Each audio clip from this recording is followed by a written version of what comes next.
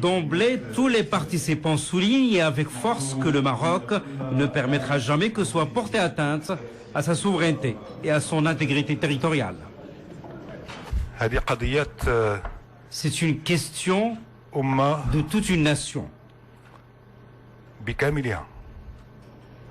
Une cause sacrée. La réunion permet d'éclaircir et d'expliquer dans les détails les manœuvres du secrétaire général de l'ONU. Le secrétaire général de l'ONU a utilisé des termes, il a entrepris des actes contraires au droit international, contraires aux résolutions du Conseil de sécurité et contraires aux résolutions de l'Assemblée générale de l'ONU. Des agissements et de graves dérapages qui donnent l'impression que Ban Ki-moon possède un nouveau plan de déstabilisation de la région.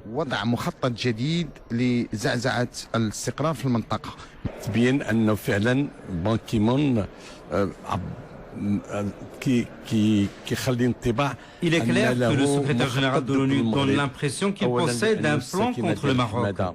Premièrement, il estime la population des camps de Hmada à 200 000 personnes, ce qui est impossible. Même le Polisario ne l'estime qu'à 90 000. Deuxièmement, le secrétaire général dit qu'il préparera un programme en faveur de l'Hmada et du Polisario au mois de mai à Istanbul. Et troisièmement, il projette d'organiser prochainement une conférence des donateurs à Genève pour aider le Polisario. De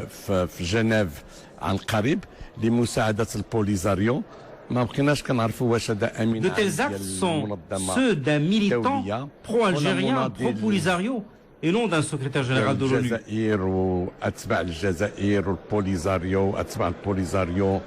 Pire encore, les dérapages du secrétaire général de l'ONU menacent la paix dans toute la région. Le secrétaire général de l'ONU n'a pas été neutre dans ses comportements, dans ses actes, ses paroles, surtout lorsqu'il a parlé d'occupation. C'est comme s'il dit aux autres « faites la guerre ». Il paraissait comme quelqu'un qui voulait ouvrir un nouveau front de tension dans une région déjà enflammée, déjà embrasée, et qui fait face à d'énormes défis. Il y a les réseaux terroristes, le trafic de drogue, le trafic d'êtres humains, des immigrés. Nous disons également aux autres parties, ne jouez pas avec le feu. Le Maroc est un pays stable. Le Maroc contribue fortement à la stabilité de la région. Ne jouez pas avec le feu en essayant de sortir du cadre du processus politique de règlement de ce conflit artificiel.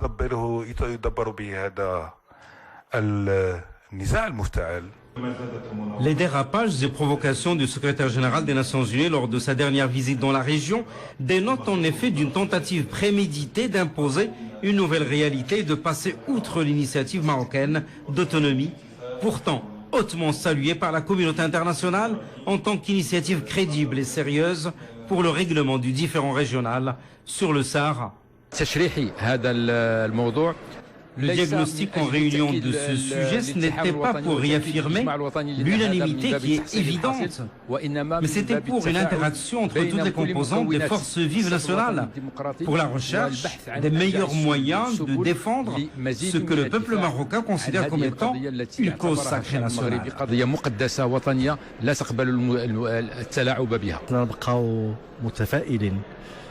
Nous sommes et demeurons optimistes quant à la justesse de notre cause, optimistes quant à la place distinguée qu'occupe notre pays au sein de la communauté internationale et quant à la stratégie courageuse adoptée par notre pays pour l'édification d'un Maroc développé et moderne qui avance dans tous les domaines.